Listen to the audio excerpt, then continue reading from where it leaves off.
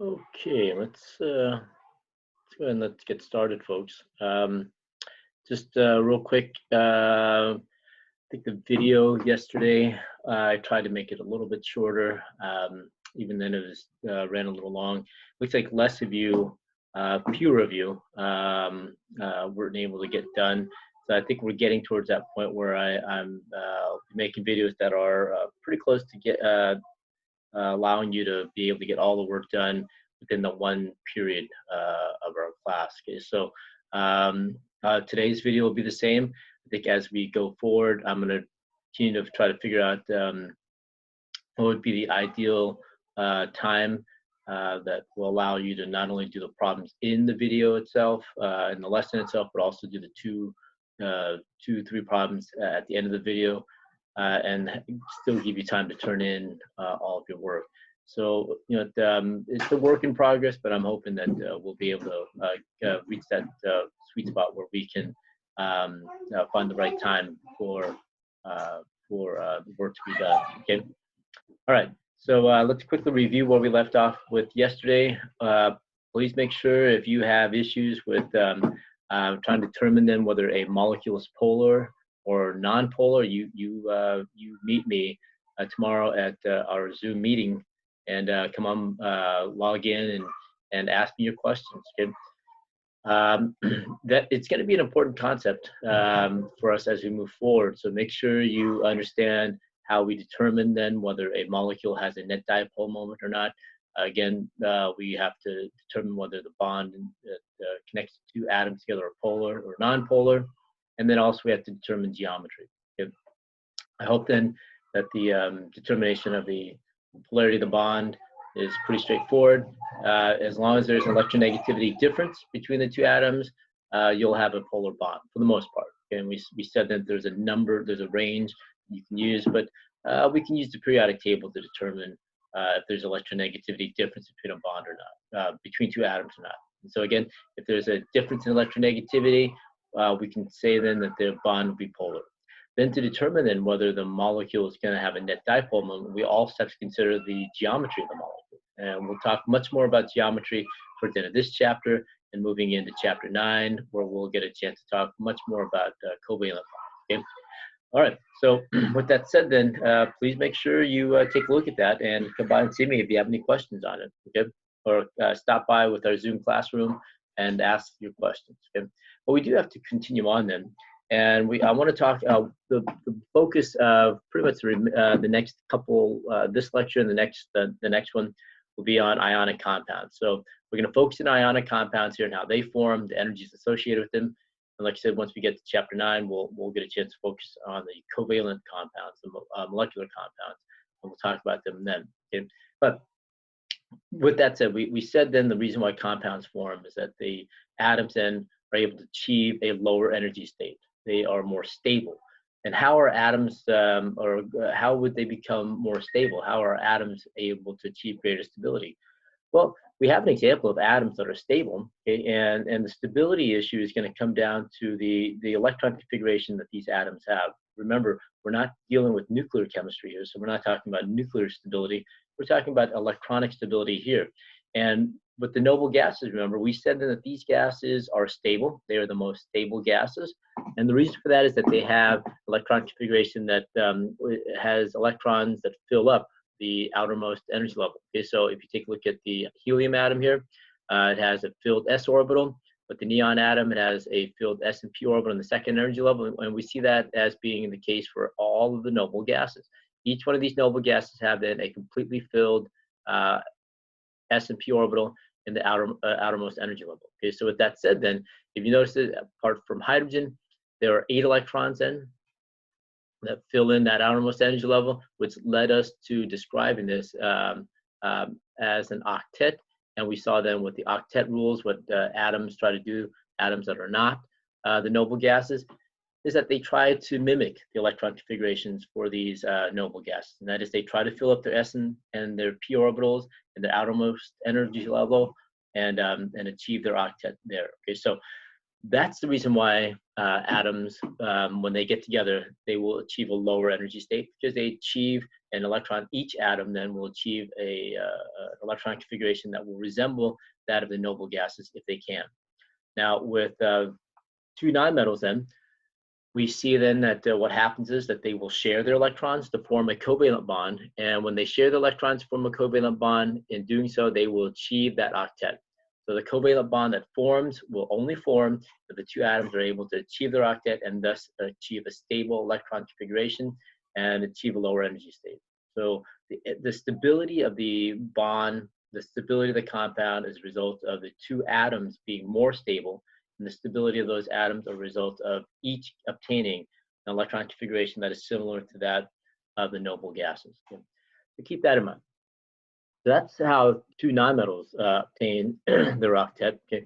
When we have a metal and a nonmetal coming together, and we're going to focus here specifically on the nonmetal and the metals of the representative group, okay, what they do then is they do not share, but what happens is they exchange electrons completely. Okay, so you get a give and take here. So you get one atom giving up completely and another atom taking. Okay, and so you get then a give and take here. You get a complete exchange. Okay, so you'll get a complete exchange of electrons. Okay, and in this complete exchange of electrons, they will do so. Each atom then will obtain their octet. With the nonmetal then, what will happen is in gaining the electrons, they will have their outermost energy levels filled and they will achieve their octet and they'll become stable. Whereas with the metals then, what happens is they will empty out their valence electron, they'll empty out their valence shell, and as a result, what's left over is an electron configuration that resembles that of the noble gas. So we see then that for nonmetals and metals, especially metals of the representative group, they will strive to obtain the noble gas configuration. They will strive to obtain electrons in their outermost energy level to be stable. Yep. All right. So with ionic compounds then, what happens then is when they gain or lose electrons, the stability then also can be accounted for by the attraction of the positive to the negative atoms, ions, when the ionic compound forms. Okay.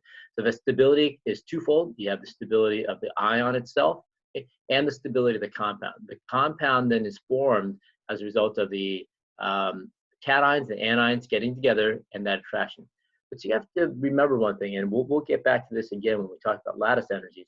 When we talked about the ionization energy, and that is the energy required for to remove an electron from an atom, that ionization energy was determined from the metal in its gaseous state. Okay? So what happens then is when the metal loses the electron, it becomes a cation in the gaseous state, okay? And it has the electron there. So this atom here, these atoms here, these ions here, they actually are not very stable. Okay, they're not very stable. The stability of the ionic compound, this ionic compound, is a result of many of these ions getting together and interacting through the attraction between a positive and negative charge. That interaction then is what accounts for the stability of an ionic compound. We know then that ionic compounds are very stable. We know that the ionic compounds are very stable because they have very high melting points. Almost all ionic compounds will have very high melting points, okay, as a result of this interaction here. Okay, so they have very high melting points. So ionic compounds stability are twofold. First of all, you have ions that form that will have the octet, the noble gas configuration, and then on top, then they have the attraction then between the oppositely charged ions. And we'll talk about this much more when we get to lattice energies, hopefully today. If not, we'll get to it tomorrow. Okay.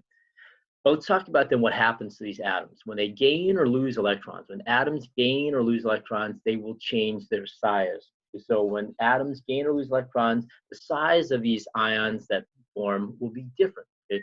And I want to just quickly talk about this before we go on and talk about the energies involved with it, because it's important to understand then what happens here. Okay.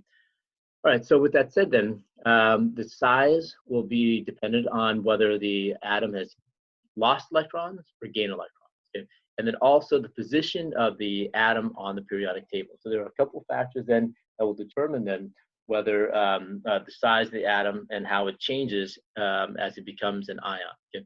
But one thing you want to keep in mind then, and we talked about this then, that one general rule that you can use to really help you with this then, that typically then the cation of a given element will always be smaller than the neutral form of that element, which will be smaller than the anion form of that element. Okay? And so if you notice here, the key to understanding this is that either they will lose or gain electrons. So the theme here that will help you remember this is that the electrons will be a key determinant. So it will be a key determinant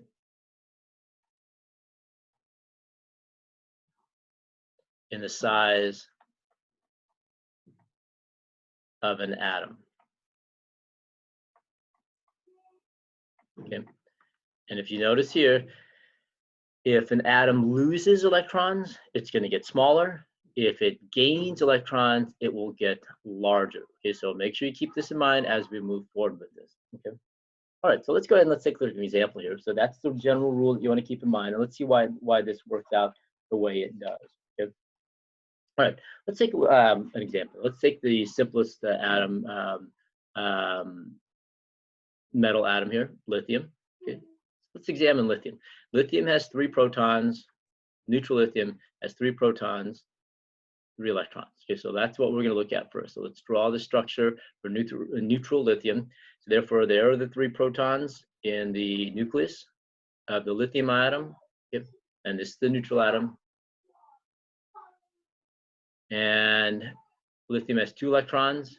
Okay, and the 2s orbital, and 1 more electron in the 2s orbital. So that is neutral lithium. Now let's compare neutral lithium then to the lithium ion. Lithium ion is Li+, okay, which means then the lithium ion then has 3 protons, but only 2 electrons. Okay, 3 protons, 2 electrons, and that's the composition of the lithium ion. So that means then lithium ion has still 3 protons in the nucleus, okay, but it has 2 electrons in the 1s orbital, but it's lost that electron in the second energy level. So just visually here, you can see then that the lithium cation is going to be smaller than the neutral lithium ion because it's lost that electron here. The size of the atom will be smaller because it's lost that electron. It's lost this energy level here, and you can see it visually depicted here. Okay, so you see then that the lithium ion here is smaller. Okay. All right, so the lithium cation is smaller because it has lost an electron. Let's say then, for argument's sake, and let's keep this with lithium, if we can form the lithium anion, okay, if we can form the lithium anion, the composition of this ion then would be 3 protons and 4 electrons. Okay, so let's go ahead and draw this atom. Okay, so you have then 3 protons in the nucleus. You have 2 electrons in the 1s orbital. Okay, and now you're going to put a second electron in the second energy level in the 2s orbital. And so you can see here then why the lithium anion, and in organic chemistry we actually make this particular ion. It's a very good base that we can use. It's a very strong base that we can use. But you can see here then that this ion will be larger. Now hopefully you can see why. Here the 1 valence electron here has no repulsion. So it's just a single electron in the 2s orbital. Here you're putting a second electron into the 2s orbital, and what do electrons do with each other? They repel one another, and so you can imagine then that this repulsion is going to push this energy level out a little bit further, okay? Thus making this ion larger than the neutral atom itself. And so as a result, then you can see then the neutral lithium here is going to be larger than the lithium ion, and the neutral lithium here is going to be smaller than the lithium anion. Okay. And again, it all comes down to the electrons. Okay, here we have one electron in the 2s orbital. We've lost it here for this cation, so it becomes smaller. Here we're adding in an extra electron into the 2s orbital. Repulsion then causes this atom to be larger. Okay, so that's how you want to essentially see this play out here. Okay, all right.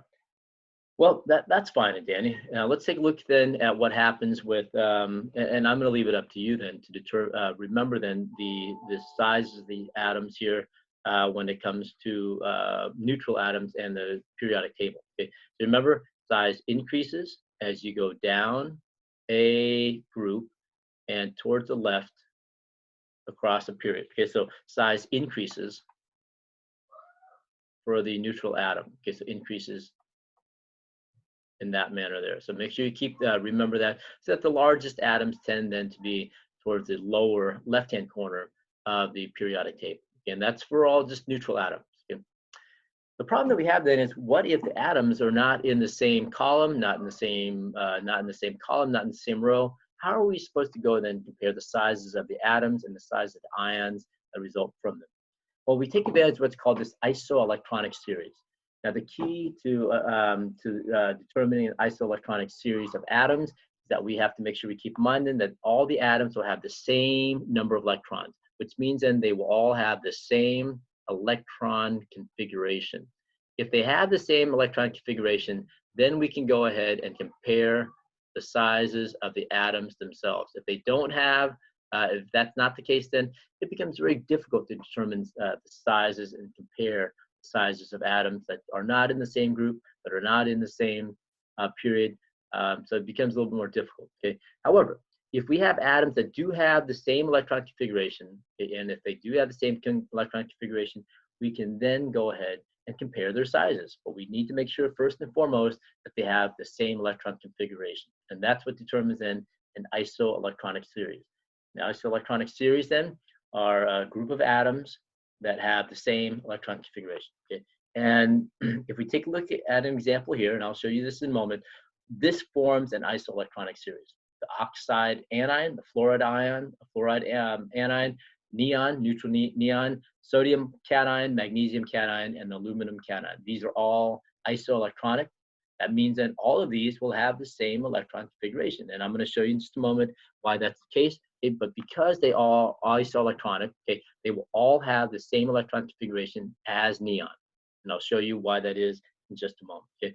And because of that, they will each have the same number of electrons. And based on that, the sizes of these atoms then can be determined by the number of protons they have. Okay? And let's go ahead and take a look at why this is the case. Okay? So let's draw each one of these atoms out. Okay, so I'm going to go ahead and start with neon. Okay, so I'm going to try to show you this here. So let's start out with neon. I'm going to change colors here really quickly. So we have neon. Neon then is made up of 10 protons. Okay, so it has 10 protons and 10 electrons. Okay, so let's draw this out really quickly. 10 protons are in the nucleus here, so we have 10 protons. Okay, 2 electrons in the first energy level. Okay, and 8 electrons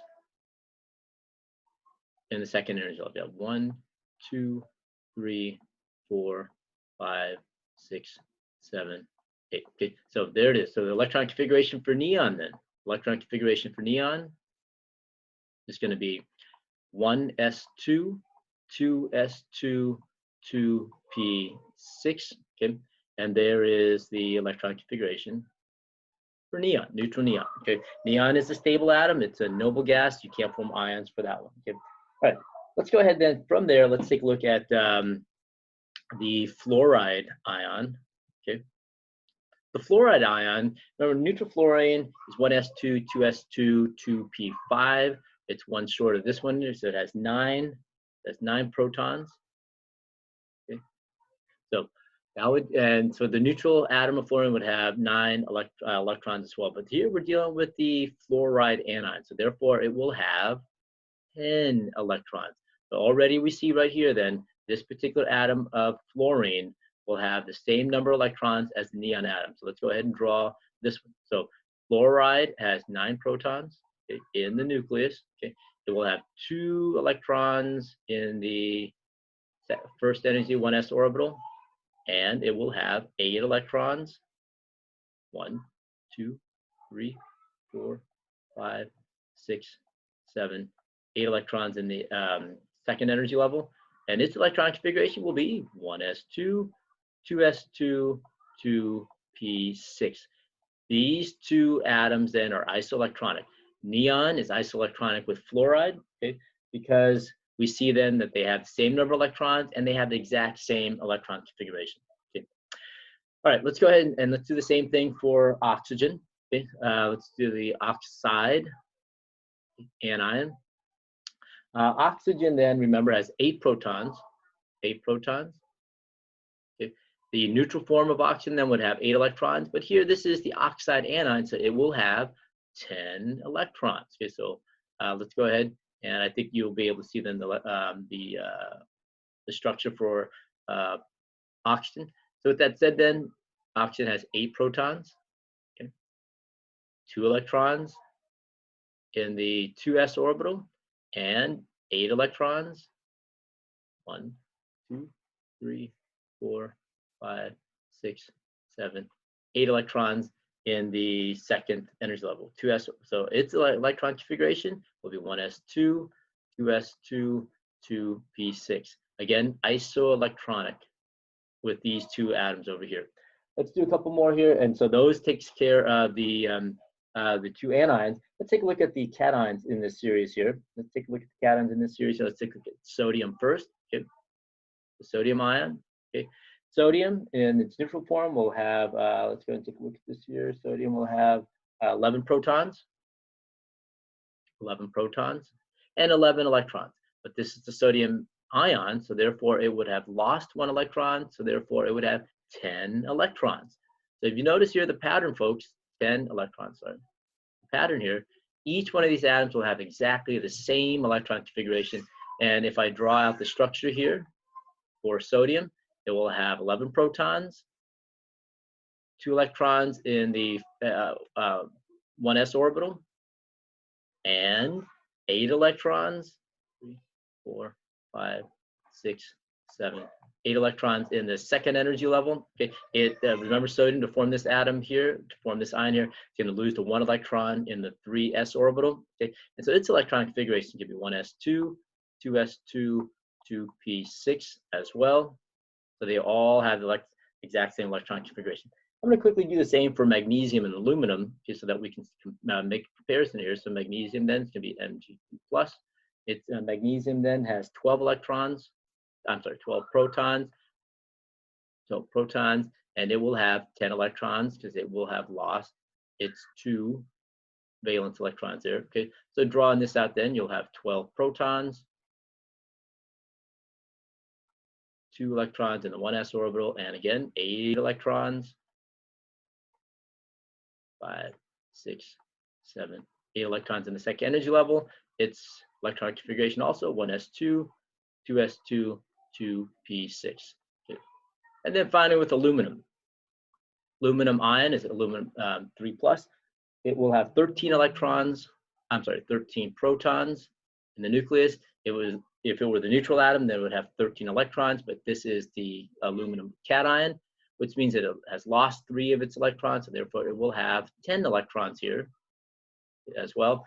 And so it's, let's draw that really quickly. So it'll have 13 protons in the nucleus, 2 electrons in the first energy level, and 8 electrons, 3, 4, 5, 6, 7, 8 electrons in the second energy level, and it will also have 1s2, 2s2, 2p6. All right, so why are we doing this here? Why did I take the time to draw all of these atoms out, the neutral neon, the 2 anions, and 3 cations, if all we see then is that they all have the exact same electron configuration?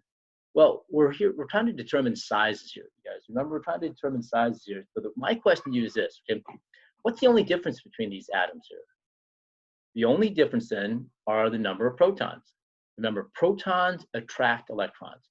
And so of these 6 atoms here, which one do you think has the greatest attraction for the 8 electrons that are on the outermost energy level? Well, if you take a look at it, it's going to be aluminum. Aluminum has 13 protons here. And so these 13 protons will pull in on these 8 electrons, and it's going to pull them in closer to itself.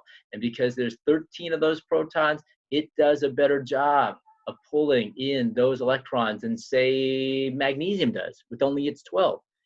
If these 13 protons pull in these electrons more, the size of this atom then will get smaller. And so therefore, the smallest of these atoms here will be the aluminum cation, because it's able to pull in those electrons better.